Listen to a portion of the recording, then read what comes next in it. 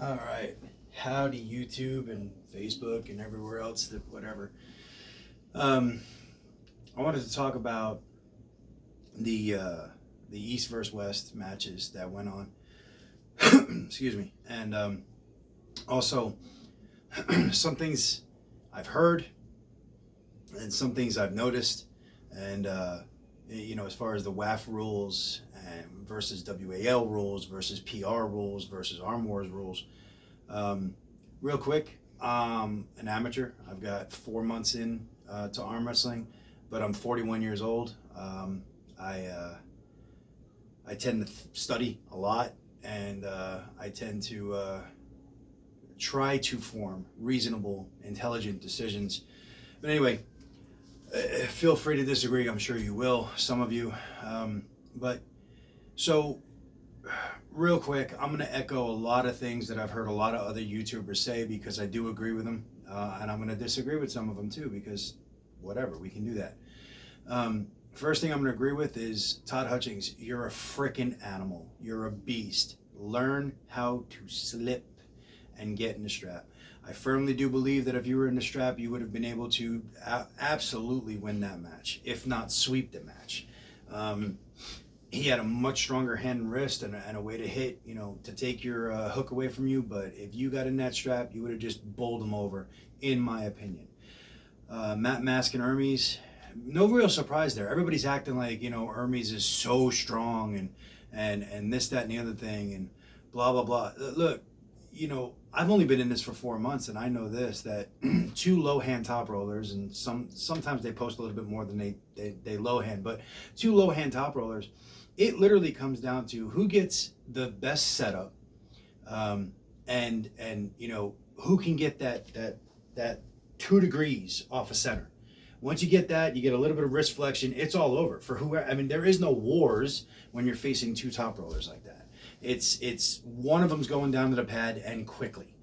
Hermes got the better setup. It's definitely, he's definitely more at home with WAF. And I'm going to get into that because, a lot of people are going to say, oh, we're making excuses for this, that, and the other thing. I'm not. They won, they lost, they lost. It doesn't, I have no dog in the fight. I didn't put any bets on them. I didn't stake anybody. I'm a fan of arm wrestling. Like I said, I'm an amateur puller, but there's really some things that just have to be kind of shined a light on. There really is. Let's get right into it, right? Coach Ray talked about, this is real arm wrestling. This is the real, and it's like, no, this is real boring arm wrestling is what it is. Look, when you're setting up, and I'm sure a lot of you already know this, and the person aside, your opponent hits really hard, your elbow could hop. When you're shaking because you're trying to stop a hit, your elbow can hop. When you're transitioning, your elbow can hop. And if you don't gain a position, it doesn't mean shit. Okay, but those little micro hops were getting called. It was absolutely ridiculous. Rising in the strap was getting a foul, not even a warning. It was getting a foul.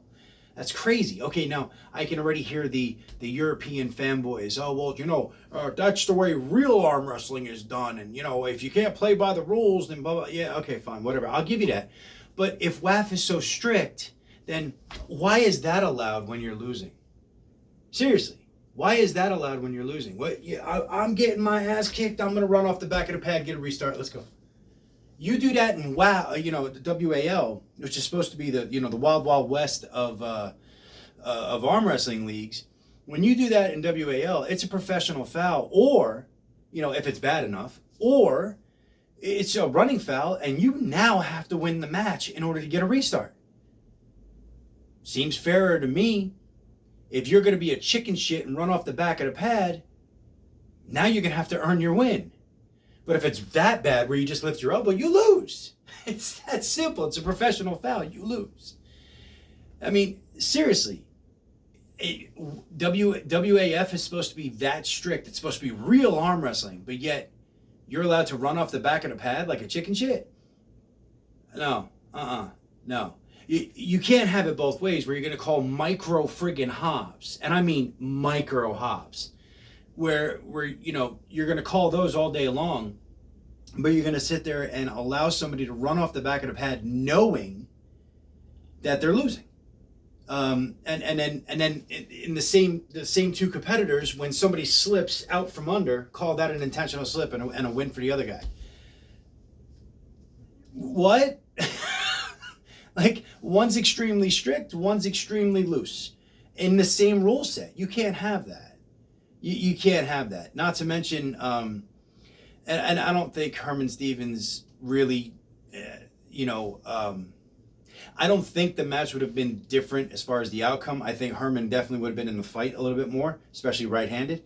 But I'm going to agree with him. The right-handed match, his ref sucked. Dude was all over his knuckle. Now granted, you could say Herman should have fought for it more, and maybe, maybe. But damn, man, when you feel like all the cards are stacked against you, sometimes they really are. I'm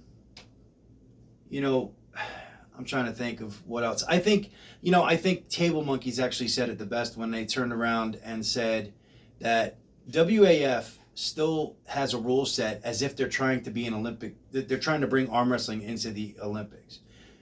Well, look, I don't know about the rest of you, but I don't want arm wrestling to be in the Olympics, okay? Because it'll ruin the friggin' sport. Arm wrestling right now needs to be a balance of rules so that, we don't have broken arms and hurt shoulders and all of that stuff as far as you can't be doing a Travis Bajan, okay? You shouldn't be able to do that. Stuff like that. If I think PR and Arm Wars, between the two of them, they're really on the right path. We shouldn't have a minute to get a set grip. It should be 30 seconds. I'm not going to go down every friggin' rule, but if you look at PR's rule set and PR is Larry Wheels' promotion. If you look at PR's rule set and Arm Wars from Neil Pickup, between the two of them, I think they really have it. A hybrid between the two of them would be, in my opinion, the perfect set of rules for arm wrestling. And what I was getting at is arm wrestling needs to be a blend of rules and entertainment, because it is two combatants going to war. That's what it is. It's two fighters putting their elbows on the table and having a combat situation. So let them fight. It's just like Devin said, the fight starts here. We haven't even put our elbows down yet, and the fight starts. He could come to the table like this, showing his shoulders, showing his frame. I'm bigger, I'm badder, that kind of stuff. It's mental games. He could do one of these bits, or like he did with Michael. He grabs him and just puts him down. It's all mental. Mental is the some of the biggest fight happens before the word go. And WAF rule set for me is archaic. It's archaic at best. Now, I know I love Coach Ray. I do. I love Coach Ray. I think he's a phenomenal arm wrestler. I think he did amazing in his last match. I think he did absolutely amazing. But to say this is real arm wrestling, no, it isn't. It's real boring arm wrestling. And it also isn't even real... it doesn't have any continuity. You're going to call a micro foul, or you're going to call rising in the strap, but yet you can run off the back of the pad. Okay, no. And then look at Hermes and Matt.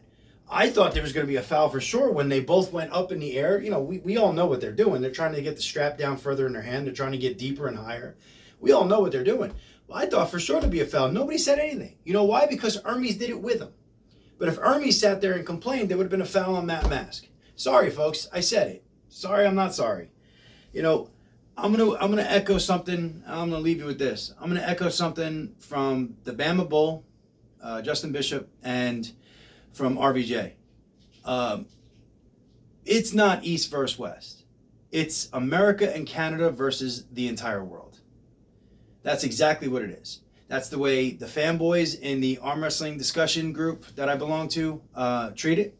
And I'm saying it goes both ways, okay? It's America and Canada versus the rest of the world. That's literally what it is. Maybe you could throw Australia in there too, because Australia tends to, tends to see it from the America, slash Canadian point of view a lot more often than not. But yeah, it's not Western Europe lumped in with America and Canada. No, it's all of Europe, Eastern and Western, against us and Canada and maybe Australia. It's times change, pulling changes, tables have changed. I mean, we used to have the circular elbow pads.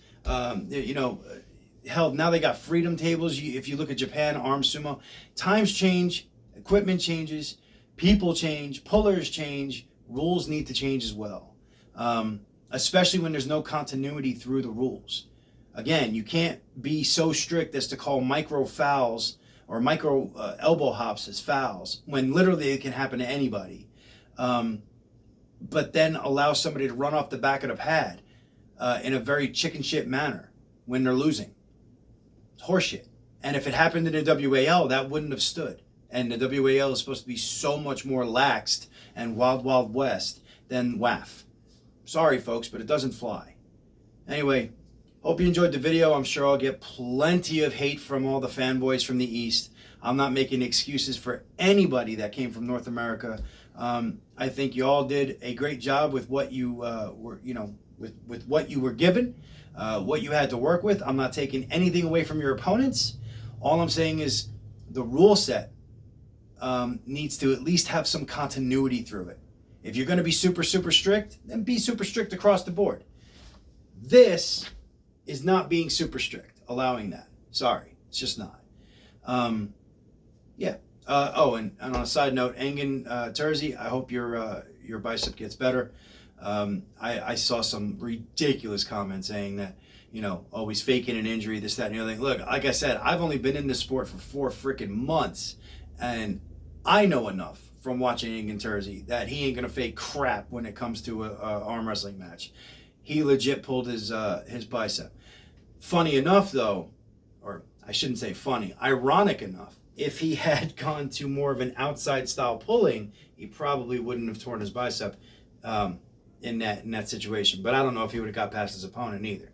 But if he had gone to more of an outside top roll, he probably, with his skill set, probably would have been able to still won the match without fully tearing his bicep.